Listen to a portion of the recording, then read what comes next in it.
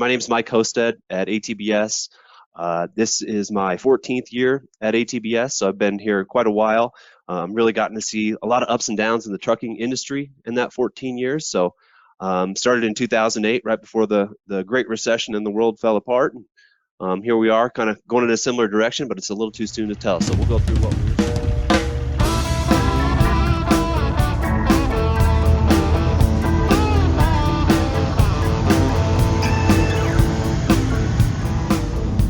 Yes, most certainly some of the signs are flashing red, as it were, on the prospects of bona fide economic recession, though the indicators are mixed in what we'll hear today from Mr. Mike Hosted, just whom you heard introducing himself up at the top. Hosted, a vice president with owner-operator business services firm ATBS, will be familiar to regular readers from his earlier year presentation with Overdrive at the Mid-America Trucking Show and our Partners in Business program. This podcast, which you can also consider part of that program, will pick up with, as he noted, what ATBS is seeing in terms of owner-operator business performance through the first 6 months of this year. I'm Todd Dills, your host as usual for today, and before we dive in fully with Hosted, I'll note that his original talk was accompanied by a variety of slides presenting owner-operator revenue, cost, and income data, as well as plenty in the way of broader economic and freight trends data. If you're listening on the traditional audio-only podcast platforms, you'll get plenty out of this, no doubt. But do know there's a video version of this one that includes those slides for visual reference, too. You can find it via the post that houses this podcast at overdriveonline.com/overdrive-radio in the September 30th post there. It will also be cataloged in video form at Overdrive's YouTube channel and on Overdrive's Facebook page, if you follow us there. One major trend ATBS is starting to see, paired with generally downward volumes and rates in the spot market for freight, is a shift for many owners who went out and got authority during the last couple of spot market boom years since the beginning of the COVID pandemic. We saw a huge migration of ICs going from a fleet to getting their own authority, and we're starting to see a migration back where those folks that went and got their own authority are struggling to get the rates they need. And that has caused a big migration back towards major motor carriers. Thanks to our friends at Overdrive's sister publication, CCJ, we can quantify that anecdotal trend just a bit this year. CCJ every year compiles their top 250, ranking the most sizable freight-carrying trucking fleets in the nation. The rankings are the result in part of surveying those carriers directly, with the survey running typically in the June and July months of the year. This year, 97 out of the top 250 carriers reported numbers of leased-on independent contractors among owner-operators working with them. Comparing that group for this year to what was reported in 2021, there's been a rise in leased-on independents this year for sure, in spite of political and regulatory pressures like AB 5 making some carriers skittish about leasing, particularly in California.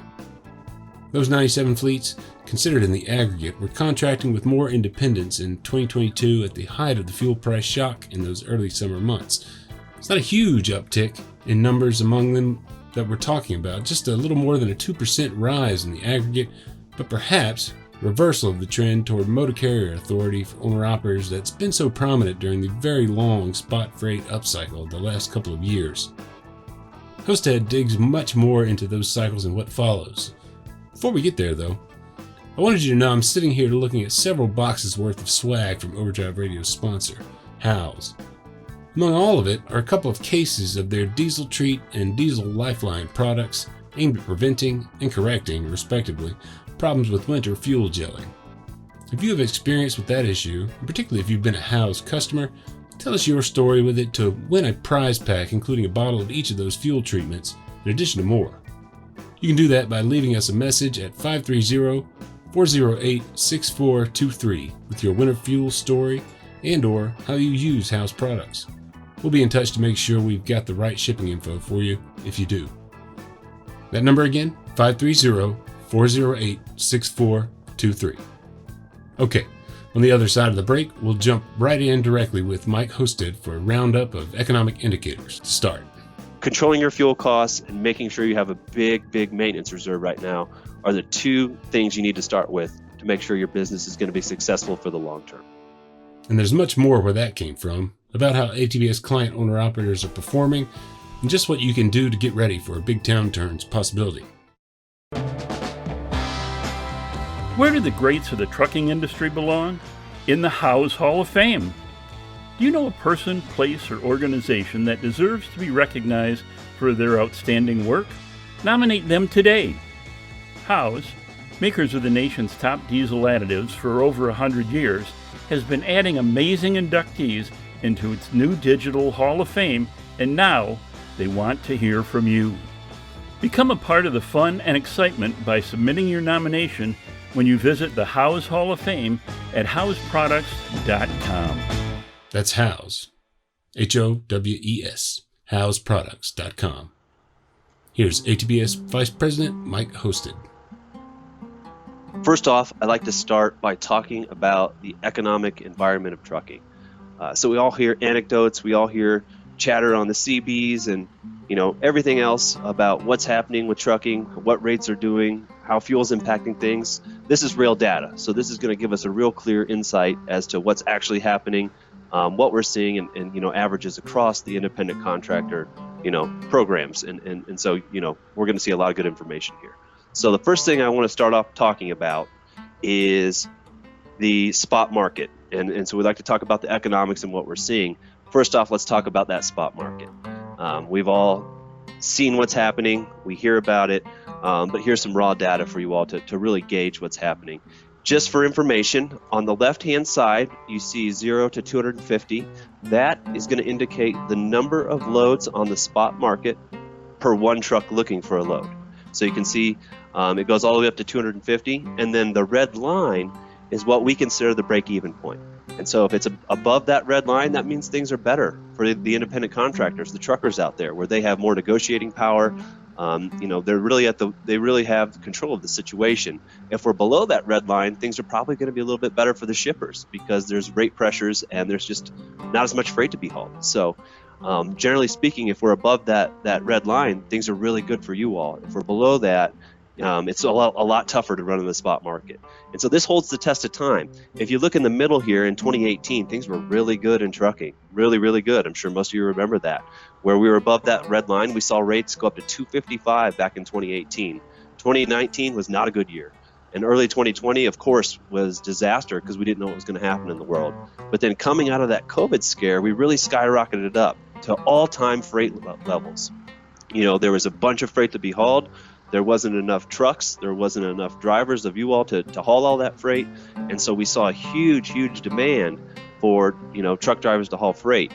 And so it really peaked kind of late last fall where we were seeing about 240 loads per one truck looking for a load in the spot market, which was an all-time high and continues to be that all-time high. And rates ballooned up to $3.23 a mile on average. And I know some of you all saw rates way higher than that, but that was the average rate. So things got really, really good, and it was still really good up and through, March, April of this year, and things really kind of fell off a cliff since then. With the crisis in Ukraine, fuel prices skyrocketing, a lot changed here in the last 4, 5, 6 months, and that happened to, really impact freight. And so what we really saw was starting in May, things got a lot tougher to be in the spot market. And so what we last saw 2-3 weeks ago was there were only 65 loads per one truck looking for freight, and rates had gone down to 283. Well, since I put this slide together 2 weeks ago, Hosted was speaking just about 2 weeks back from the date of this podcast's airing on September 30th, 2022.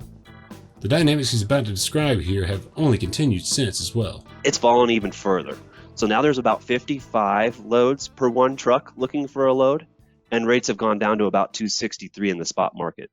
And in the spot market, as most of you know, that's an all-inclusive rate. There's no fuel surcharge. That's baked into the rate. So rates have really fallen off in the spot market as of about May and continue to fall. So that really tells us that, it's really shifted in the favor of the shippers and things have gotten a lot harder. We saw a huge migration of ICs going from a fleet to, getting their own authority.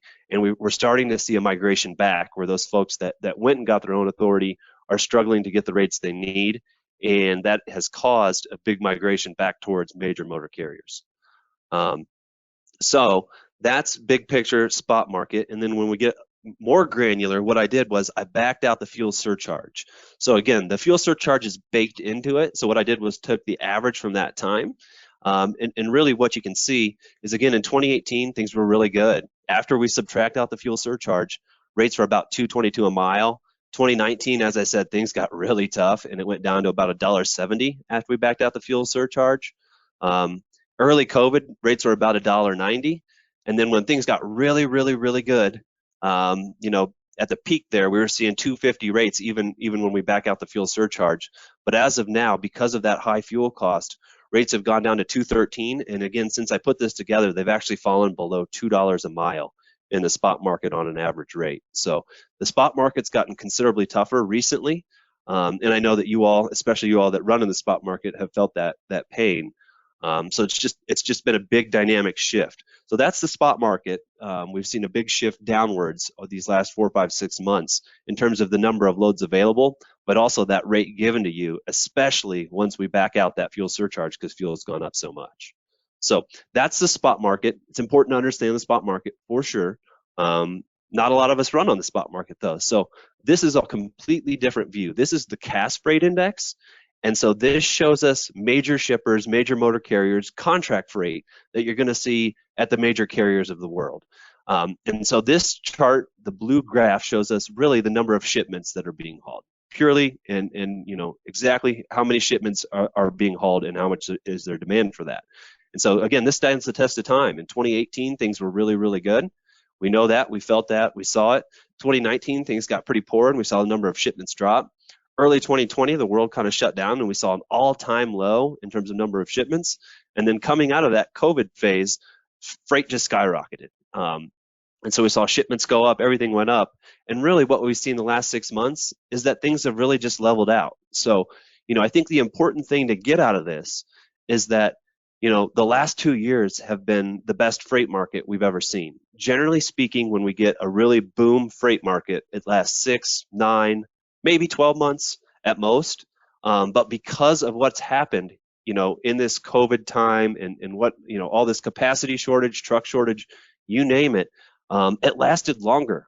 So what normally happens is when freight gets really good, like it was the last 2 years, trucking companies go out and they buy a bunch of trucks, they hire a bunch of drivers, and they flood the market with capacity and trucks and things like that, which crashes the market and normalizes it and takes it back down. But because there were no new drivers, you couldn't go to school, because there were trucks that you couldn't buy, they were really expensive or they just weren't available because OEMs weren't putting them out, we really saw a big boom freight cycle that lasted considerably longer than what we normally see. And so really what we're seeing in 2022 is things are really just normalizing right now.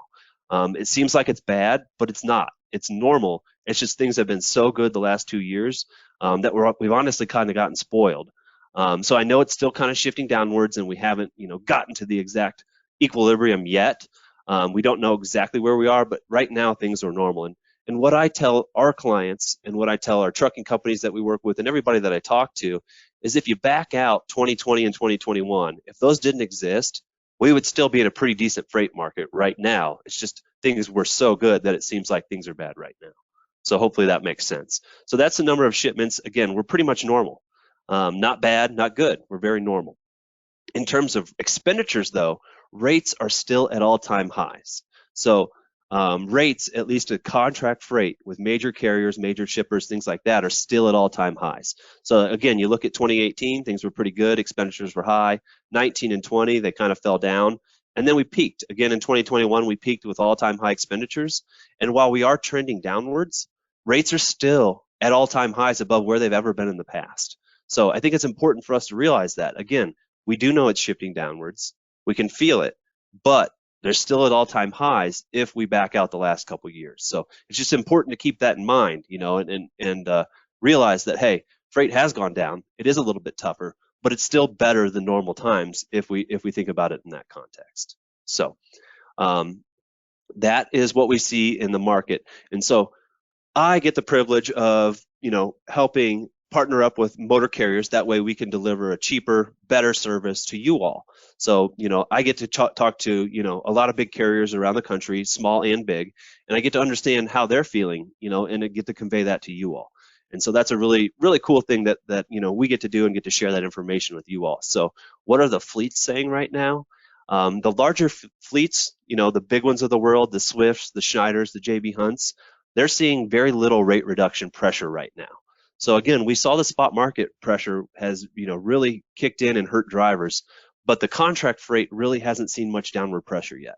So those major carriers that work on 2, 3, 4-year contract rates haven't seen much reduction pressure yet, which is great. That means things aren't, really that bad. It means we're equalizing. Carriers are telling us it's easier to find drivers right now than it has been the last 2 years, which makes sense, especially what we call hired guns, which would be someone with their own truck. So people with their own truck, as we had already discussed, maybe they went out and got their own authority and they were brokering their own freight the last couple of years. Well, that's slowly becoming a losing proposition where you can probably go run for a big motor carrier and do just as good, if not better, but also avoid those headaches. And we'll get into more details about that. Some of the smaller fleets out there are definitely feeling more pressure, though, and that's very apparent. A lot of the smaller companies used the boom market the last couple of years to go out and run some of that spot market freight and maybe gave up on some of their contracts. Well, they're not getting those contracts back so easily, and so they're feeling a lot more pressure at some of the smaller carriers right now. And then one thing that's notable, and we're going to see throughout this, is that flatbed rates have been going down for a few months now. And so that indicates a couple of things. One thing is that there's a building slowdown.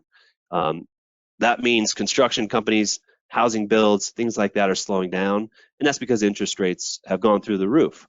The Federal Reserve has, taken an initiative to curb inflation, and by, raising interest rates, that's their goal, is to get inflation under control. But with that, easy money isn't there, so building does slow down. And generally speaking, the flatbed market is a pretty good indicator of economic times. So if flatbed rates are on fire and flatbeds moving building materials, that means the economy's good because there's construction jobs, there's, excavating jobs, there's freight moving for building. But when flatbed rates go down, that's generally a leading indicator that, the economy itself is slowing down. Jobs are going to become harder to come by and things like that. So it's too early to put that nail in the coffin yet and say that things are bad and that the economy is slowing down. Again, rates aren't terrible in flatbed, but they have gone down consistently the last few months. So we'll keep our pulse on it. I'm sure there's some flatbedders on this call that have felt a little bit more pain recently. But either way, it's too early to really say that things are, bad and that the economy is shutting down. So that's just kind of a general anecdote. Here, Mike hosted broke down stages of a somewhat prototypical career journey for an operator in trucking. In part to define the terms he uses occasionally, you heard him mention quote-unquote hired guns a moment ago. That's a term that describes, in the framework of the journey of a truck driver, an owner who leases their own equipment to a motor carrier. The journey he described goes like this. 1. Company driver. Pretty self-explanatory.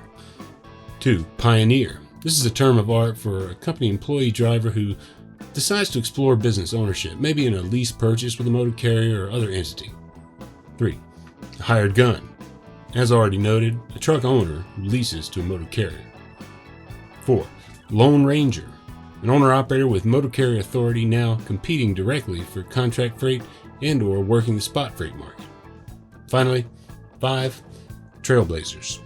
Those Lone Rangers who add trucks and grow a small fleet. The last couple of freight boom years worth of migration up that ladder to the last two categories is now in something of a reverse trend, as we illustrated at the top, and as Hosted went on to note himself here further. So for the last 2 years, we saw a big migration of company drivers, lease purchase, hired guns move out into this open market. Right now, we're quickly seeing these Lone Rangers and Trailblazers move back to motor carriers. So just a different shift, different dynamic, and it's a good indicator of economic times. So now let's get into the fun part. That's what we see on the rates as a whole. The spot market has shifted downward. You can still make money at it, but it's become considerably more difficult. However, contract rates at major carriers, especially dry van, have remained consistent so far, and we're going to continue to see that throughout this analysis. So essentially what I do is I take the last 12 months and I look at them versus the previous 12 months. So what we're looking at here is we're looking at 12 months up through June, the end of June, versus the 12 months prior to that. So it's really a year-over-year analysis of what's happening in trucking and what we're going to see. To get started, let's look at miles. miles have gone down 10.7% for the average independent contractor in the last year. So that's a huge, huge number when you think about it. Our average client is now running just over 90,000 miles on an annual basis. So that's a big, big drop, and it was surprising to me to see that, because I know things got harder here towards the end of the second quarter. April, May, June, things got a little bit harder. I was expecting miles to start shifting back up, but they haven't yet. And I think there's a lot of reasons behind that. You all probably know them better, or as well at least than I do. But I think there's a lot of reasons that continue to push miles downward. And first of all, one is the quality of life, right? If you can do just as well working 4 or 5 days a week and make that money you need to support your family, go home, go home, see your family. You got to be able to have that work-life balance. And I think this really good freight market has allowed most of the independent contractors out there to get a little bit more balance in their life, and I hope so. So I think that's part of it. I think there's a lot more, though. I think one of the reasons is because we're seeing huge delays at shippers right now, and I think you all feel that pain pretty consistently. There are huge delays when you get to a shipper or a dock where you have to wait for unload or load time, where it's really taking away from your hours of service and your inability to run freight. And I think that's a really big fact that a lot of people are missing, is this supply chain shortage and this labor shortage is impacting you all's ability to get to the next load. And I think that's a big part of this. And so, you add that in with the quality of life. And then also I heard a lot of anecdotes from our business consultants here that when fuel went way up, some people just didn't run as much. They said, I'm not going to run. I'm going to park my truck until fuel comes back down. And so that, of course, impacted miles too.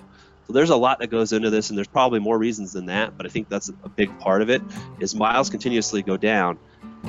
If things do get tougher in trucking, folks are going to have to start working a little bit harder to get that same income and meet those income needs and household needs. So we haven't seen that shift yet, where people are starting to run harder to make up for lower freight, which tells us things are still okay. So that's a good look at it. Now, this is miles over time, and this is really interesting to me. When you look at it here, back in 2003, when we started tracking this data, our average client was running 12,500 miles a month. Can you imagine? I mean, that's just not even possible now. Almost 140,000 miles a year. So crazy to think about. But then we follow the timeline here. In 2008, we kind of hit a valley here. And then that's when the Great Recession started. And that's why I say when things get tough, you can see in 2009, miles pick back up. So you all react, according to what you need to do. And it really shows here on these kind of charts, where 2009 things got tougher. IC started to run more miles because they needed to make up for that lost income. Things got pretty good in 2018, way over here to the right, and miles fell off a cliff again. And then 2019 things got harder, and early 2020 things got harder. Miles picked back up. But then ever since coming out of that COVID, tick there we had, miles have been going down, and they haven't started going back up yet, which again tells me things are probably still okay, because you all haven't had to work too much harder. I shouldn't say that. You all haven't had to work too much harder to meet those income needs, but that could be shifting. So we'll keep our pulse on it, and you guys see it every day. You know better than I do. So it's just interesting to see over time, what's happening with miles and how you all have to react out there on the road. So next up is revenue per mile. Revenue per mile went up 22.5% year over year. So our average revenue per mile was $1.90 a mile. And you can see in the bottom right here, I have that broken down by segment. So I've got the dry van average revenue per mile, the reefer, the flatbed, and then independents, that's those out on their own authority. That's the average revenue per mile we saw over the last year. And you can see it went up month by month by month, where it got pretty darn high towards May and June. That 22.5% increase, or that 35 cents a mile, was pretty much all from the fuel surcharge. So we're going to see this theme where you all made more revenue, you all made more money per mile, but it all went out the tailpipe. So yes, it's great to have more revenue and more revenue per mile, but the costs of extra fuel pretty much offset all that incremental revenue, unfortunately, and we'll see that trend. So I'll spend some time here because I think it's important for everybody to understand the spot market and getting your own authority. And so I'm going to skip to the next one because it's the same slide, but in more detail. And so this is our analysis. We believe in order to go run this spot market, you do need to earn about $52,500 more in revenue versus the average motor carrier.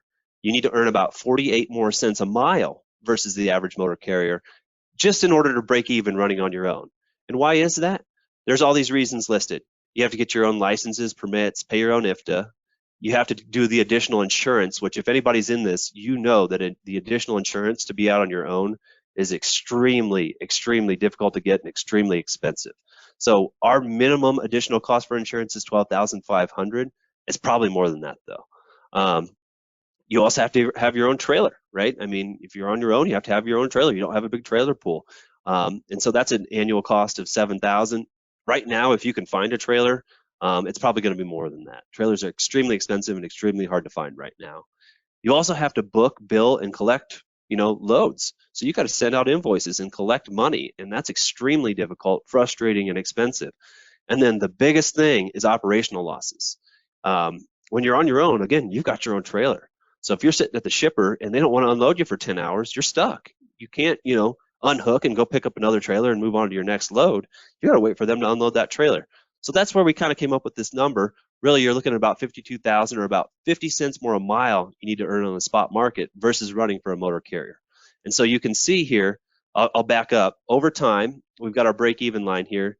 2018, things were really good. You can see again that it was advantageous to go out and get your own authority, run on your own. 2019, things weren't so good. The last couple years been very, very good, where you could earn, upwards of $1 or more a mile in the spot market versus a motor carrier.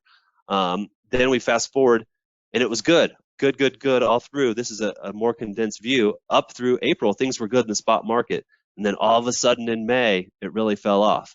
And so right now, you can earn about 44 cents, and as of today, I believe you can earn about 38 more cents per mile in the spot market versus the average motor carrier. But you earn that 38 more cents a mile, it costs you 48 more cents to get there. So it's a big losing proposition right now to run in the spot market if you aren't doing things right. And again, not to say you can't be successful there. You certainly can. You can negotiate. You can have, dedicated lanes you run for certain shippers. I mean, you can still do really well there. So don't get me wrong. It's just on average, it's become a lot tougher. And so again, that's versus the average motor carrier. There's some really good ones out there where you can make, quite a bit more than you can in the spot market right now. And so this is just a different view at it. I'll skip through it really quickly over time, but the blue is the spot market. The red is leased to a motor carrier.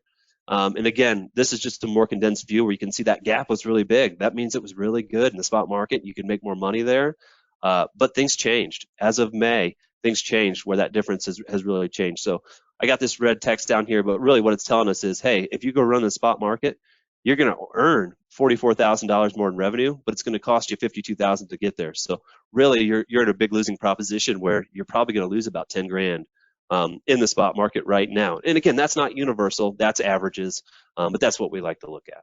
So, just be informed, make good decisions, ask questions, and really do a good budget when you're looking at that to make sure it's what you can do. And for me, if I were you, networking is the biggest thing. If you want to go out and do that, you really got to start networking. You really got to build, rapport with agents and get to know people.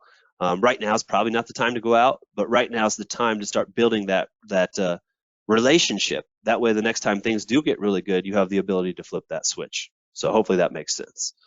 So revenue, we'll skip through this quickly, but revenue is up 9.4%. About $11,500. Again, most of that's going to come from fuel. So nothing too big to report here. Revenue is definitely up across the board, but again, most of that was because of that increased fuel surcharge. That's where we're at with revenue. Miles are down, revenue's up. So that indicates things are still okay overall. Now we'll get into the fun part, which is the cost of stuff. And we all know the cost of everything goes up. It has been consistently for a while now, and that's everything. That's stuff on the shelves, that's fuel, that's tires, that's maintenance wait time. Everything's gotten more difficult to run a business. So we're going to talk through that and just go over some analysis. So first off, fixed costs year over year. They're only up 1.3%. And fixed costs are things you pay for every day. That's your insurances, your truck payments, things like that. Not a huge increase, actually, in terms of fixed costs year over year. Only up about $650. What really went up was variable costs. And the majority of this came from fuel, if not all of it came from fuel. So variable costs year over year are up 26.3%, or up $14,000. Pretty considerable. The other thing I would point out is variable cost per mile up on this chart here. So in June, our average variable cost per mile were at $1.05 a mile. So that tells me it's costing you $1.05 a mile to run your truck down the road right now. That's pretty incredibly high. It has gone down since then. Fuel's, steadily gone down, so it has gone down, but it's still a pretty big cost to run your truck down the road right now. Total costs overall, right now, the average total cost went up 14.2% or $15,000 a year. So the average IC right now is costing them almost $121,000 to operate their business. That's incredibly high. So, again, part of that is because fuel went up, but it has become very expensive to run your truck. And again, if we look at this bar graph here and these line charts, back in June, it was costing the average IC $1.65 to run their truck down the road. Now, there are programs that have lower costs and things like that, so this isn't universal, but just a very high cost. And so our average over the last year, it's cost $1.35 just to run your truck down the road, fixed and variable costs. So costs continue to skyrocket. We see that. We know there's pain there for you all. But the best business owners are able to really do well in this market right now, and we'll get to that shortly. So next is fuel. Fuel, we all know, we all felt up 52.6% year over year, or up 21 cents. So the average in the last year was 60 cents a mile in fuel costs. 60 cents. And again, in June, we were at almost 85 cents a mile that it cost you to put fuel in your truck. Now, a good portion of that gets offset by the fuel surcharge, right? That's what it's there for. And so what I tell our clients, and what you all need to continue to think of, is if you're running for a motor carrier and you're getting fuel surcharge, you need to understand their basis. Most motor carriers have a basis of 6 miles to the gallon, okay? Some 6.5, but you can ask your carrier, you can figure that out. And so what that means is, as long as you're meeting that basis, that 6 miles to the gallon, for example, as long as you're getting 6 miles to the gallon, the cost of fuel should not impact you whatsoever, because that fuel surcharge is put in place to make sure that the fluctuation of fuel doesn't impact you. And so the best ICs will tell you that when fuel is high, they do the best they've ever done. And the reason they say that is because if they're getting 7, 8, 9 miles to the gallon, they're actually going to start making money on fuel because of that high cost and that high fuel surcharge. So the best operators right now are running more miles, and they're doing it more efficiently, and they're making the most money they've ever made because of those high fuel costs. And so that's really important for you to understand that, and it's important for you to know that basis wherever you're running. Hey, what is this based on? If it's 6 miles to the gallon, well, as long as you're getting 6 miles to the gallon, you're going to be doing great. Another fun thing I'll tell you is right now, the difference between 6 miles to the gallon and 7 miles to the gallon is about $10,000 cost a year. And so the reason that's so important is every dollar that you save, you get to keep. So if you go from 6 miles to the gallon today and adjust your habits and slow it down a little bit and get 7 miles to the gallon, that $10,000 goes right into your pocket. So that's really important to understand and think through when you're driving out there. And I know there's load scenarios, there's logbook scenarios, there's things you got to deal with that, don't always, jive with that load or whatever it may be. But if you've got time on a load, slow it down and get better fuel mileage, because every penny you save is going to go directly into your pocket. You can earn more money by doing more miles, doing more loads, but every load you take, every mile you run costs you something. Every dollar you save is free money into your pocket. And so it's important that you really focus on the cost side of things when costs are high like this, because every penny saved is a penny earned. It's just an old saying, and it's really true, especially with fuel right now. So, the general anecdote is for every 1 mile per hour you slow down, you get 1/10 of a mile per gallon in fuel efficiency. So if you're driving 75 and you're getting 6 miles to the gallon, theoretically, if you slow it down to 65, you should be getting 7 miles to the gallon. So again, if you have time, make sure you're doing that, and you're doing the right things to put that money back into your pocket. All right. Another fun one is fuel mileage, and this one's really interesting to me, and it should be to you all too, because as we just discussed, fuel mileage is super important right now with this high cost of fuel, and it's your biggest cost, but also the one that you can impact the most, and you can impact overnight. And so I'll get to a micro view here. We're going to look at the last 4 years, and we're going to look at the fuel mileage here. And so on this chart here, we can see in 2018, 2019, we were getting about 6 miles to the gallon. In 2020, we spiked. Early 2020, we spiked to all-time high fuel mileages. I couldn't put my finger on it for a while, but then it became really apparent. It was the lack of congestion. That was when the world was shut down. Nobody was commuting to work. A lot of our clients told me that was the most fun they've ever had driving, was back in early 2020 when the COVID stuff was happening, because they didn't have to sit in traffic. They didn't have congestion. They could run at their own pace. That's since changed, of course, and we continue to see more people on the road, more people going back to work. So it really went back down after that, and that makes sense. We always see a dip in the winter months because idle time's up. There's also winter blend fuels, which make it harder. But I was really expecting fuel mileage to go up this year. You hear so much about the cost of fuel, how it's really impacting drivers' ability to make good money, but people haven't really slowed down yet. The best operators certainly have, and they're seeing all-time high profits. While I hear a lot about fuel and how it hurts the bottom line, I haven't seen a lot of change in habits yet. And again, that's why I suggest to you to really, look at those numbers and understand it, because that's something you can change right now to put more money in your own pocket. So just think about that fuel mileage. It's your biggest cost. A lot of people haven't slowed down yet. That tells me either they haven't had to or aren't willing to. But either way, you can make that adjustment overnight, and really that's going to impact your bottom line. Another just different look at it, this is fuel mileage by segments. And so, again, nothing too big in terms of drastic changes. The one that stuck out to me was the people on their own authority are the only ones that had a big uptick in fuel mileage. Well, we talked about it. You don't make changes till you feel pain. You don't run more miles. You don't slow down. You don't do things until you feel pain. Well, guess what? We talked about it. The people on their own authority are the ones that felt pain already, and they're the only ones that have changed their habits, it looks like, so far.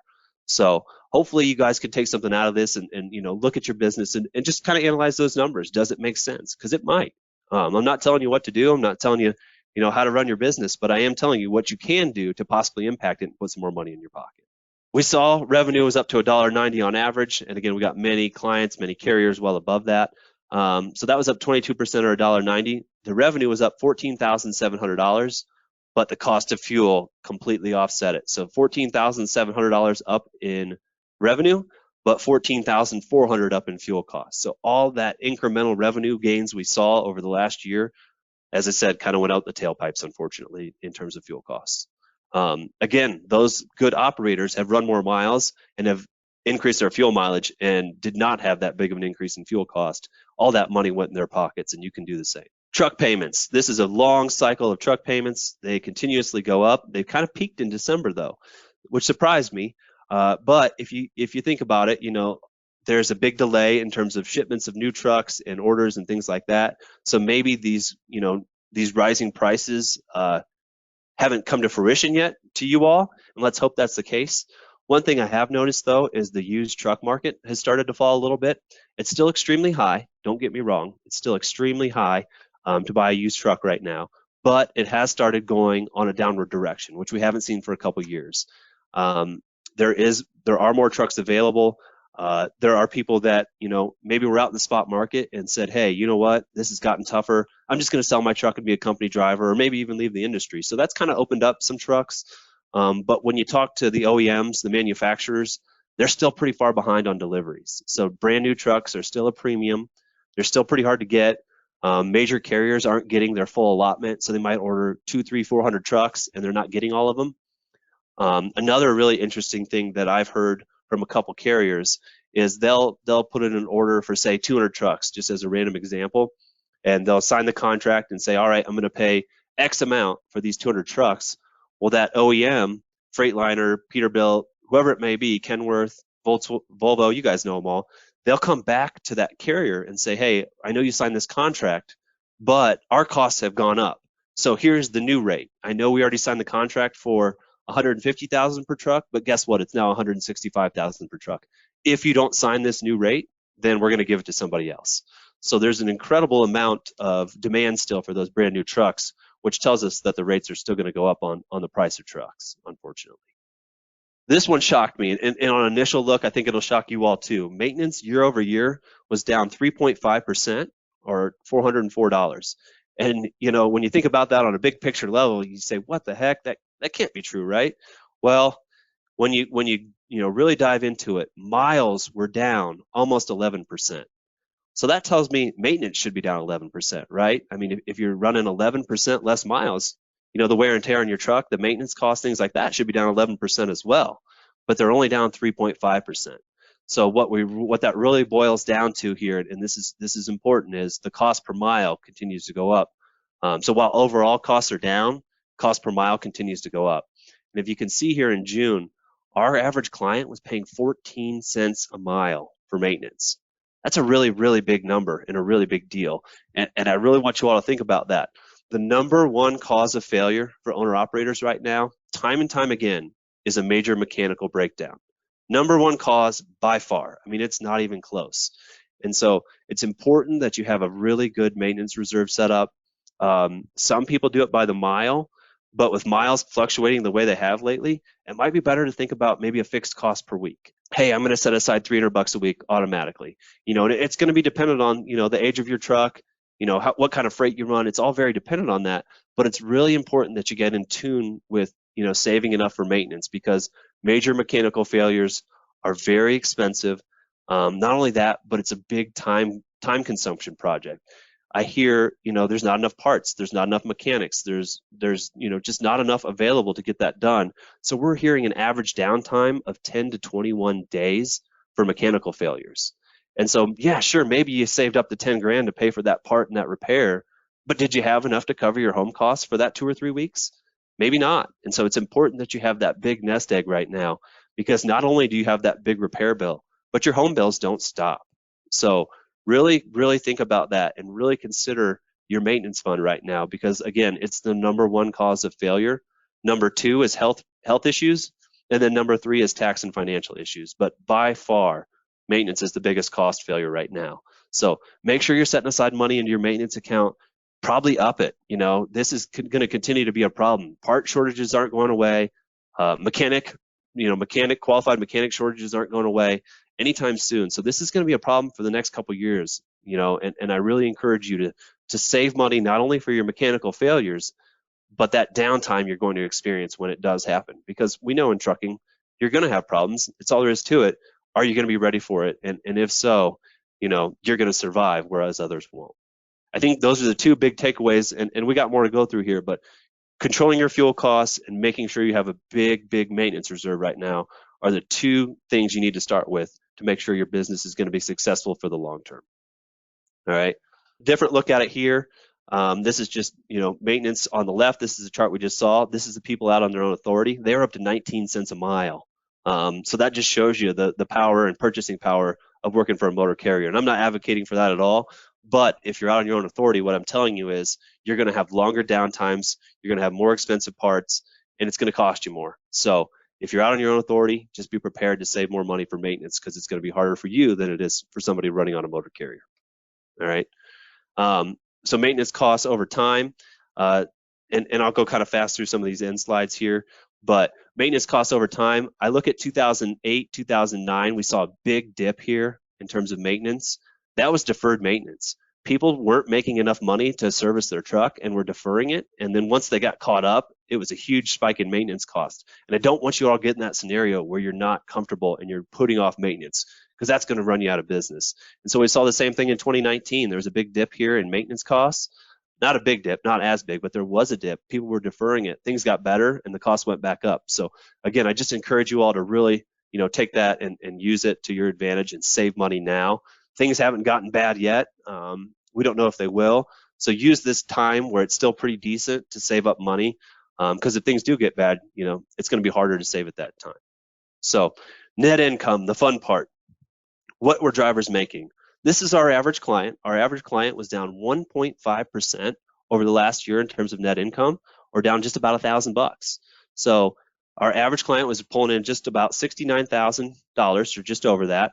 And again, you can see on the bottom right here, it's really broken out. So the people on their own authority saw a pretty big drop. Flatbedders saw an even bigger drop, but dry and reefer, saw pretty consistent rates and even up a little bit. So again, we think, miles were down 11%, almost 11,000 miles a year, but net income hasn't really faltered much. So that tells us things are still pretty good, right? I mean, I know it's come down a little bit, but if you're running 11% miles, 11% less loads, you'd think your net income would be down 11%, but it's not. And so again, that's why I say, we haven't felt too much pain yet, at least on that contract side, and that hasn't really impacted people's habits yet. But again, you all have the ability to control that now, and I encourage you to really get a handle on that. Interesting one for me here. I was looking at data, and on the bottom here, I saw our average client was netting about 77 cents a mile. So that's pretty cool to know. The average I see is pulling in, after all their expenses, 77 cents a mile. That's pretty darn good. I think the average company drivers, anywhere from 45 up to maybe 65 cents a mile. So you can still make a really good living, a better living as an independent contractor. And that was an average. We have contractors making $1 plus, some making $1.50 net a mile. So it's great to see, because that's, it's the American dream. You became an independent contractor so you could run your own business, and you can still do it very successfully. And this is another thing to show the quality of life, although it's, still tough and your job's still difficult to be away out over the road. It's gotten better, at least over the last 20 years. So back in 2003, our average client was running almost 140,000 miles a year to make 47 grand. Well, right now our average client is running 90,000 a year to make almost 70 grand. Glad things are getting better. I know it's still not easy, but it is getting better, and that's just great news for everybody. That the average ATBS client was at 70,000. If you've been with us over a year, you're making about 95,000 take-home income. So that's just great news. And the other thing I wanted to highlight is our top third, our top earners are making about 165,000. So, hats off. That's awesome. Last couple things I'll talk about here. This is just real quick, and this will be shared, but this is our averages. This second column here, our averages. Our average client was pulling in 90,000 miles, pulling in 69,000, 77 cents a mile profit. Our top 10% clients, though, were running really hard. They were running 127,000 miles. They were netting $220,000 or $1.74 a mile. So that's why I say keep working hard, keep doing what you're doing, because you can make a lot of money doing what you're doing. Just keep your head down, work hard, take that extra load, especially while things are still okay. That extra load is almost pure profit. So, work your butt off now, because there's money to be made. Hang in there, everybody. Big thanks to Mike Hosted and the folks at ATBS for everything put into this one. As I noted up top, you can run through a video version of the podcast that includes Hosted's slides charting all the numbers he talked about. Find it via the post that houses this podcast for September 30th, 2022 at overdriveonline.com/overdrive-radio, or find it via Overdrive's YouTube channel. We'll go live at our Facebook page too, a couple days after the original airing, likely by October 3rd. And again, anyone with winter fuel gelling experiences in the past and or experience with Hal's Diesel Treat or Diesel Lifeline or other fuel treatments, tell us your story to win a prize pack including a bottle of both Hal's Diesel Treat and Lifeline products. More from the company. Dial 530-408-6423 and tell us your story with a message. We'll be in touch to make sure we've got the right shipping information for you if you do. Again, that's 530-408-6423. Overdrive Radio is a production of Overdrive, the voice of the American trucker.